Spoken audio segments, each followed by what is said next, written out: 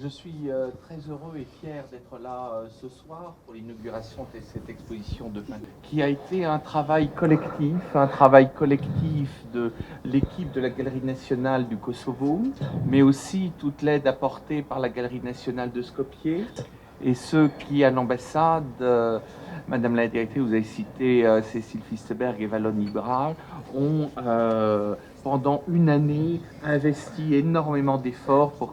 Je sais que ce soir il y aura un match de football, mais cette exposition c'est aussi un match collectif. Alors cette exposition qui va se poursuivre jusqu'au 14 avril s'inscrit aussi dans les semaines de la francophonie. C'est la toute première fois qu'une exposition d'œuvres françaises de cette importance est présentée. Je ne répéterai pas toute la liste des peintres qui sont exposés ici, mais il y a les grands noms de la peinture française. Et il est aussi émouvant de voir que, alors que nous célébrons le 20e anniversaire de la libération du Kosovo, cette fois-ci, c'est une invasion pacifique, c'est l'invasion des œuvres d'art qui viennent rendre hommage à la liberté du Kosovo. Je crois que c'est aussi, comme l'art toujours, l'occasion d'échanges et de passerelles entre les cultures.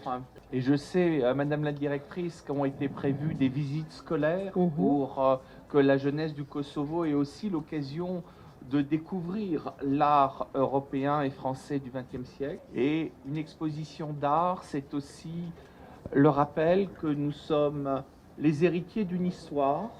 L'art qui se crée aujourd'hui se fait dans le prolongement de l'art qui a été créé hier. Et c'est cette émotion artistique que je vous invite à partager, aussi ce regard que vous aurez sur un élément crucial de l'invention de la peinture, qui est la peinture du XXe siècle. Kjo ngjarje sonde tregon edhe një herë për një bashkëpunim të jashtëzakonshëm, një trekansh të bashkëpunimit mes Kosovës, Maqedonisë, por edhe Francës nëpërmjet ambasadorit dhe ambasadës në Kosovë. Dhe jam shumë I lumtur që edhe për një të ardhme të shkurt do të kemi pashtu një bashkëpunim të njëjtë. Galeria jonë do të paraqitet me ekspozit në galerinë Shkup dhe e njëjta do të ndodh prapë në Kosovë dhe ky është edhe një bashkëpunim që po ndodh nëpërmjet dy vende përmes artistëve. Unë jam sonde këtu në emër të qeverisë dhe në emër të ministrisë me falendëruar gjithë artistë francezë që do të shohim përmes ekspozitës punën dhe krijimtarinë e tyre, dhe të njëjtën kohë me rikonfirmu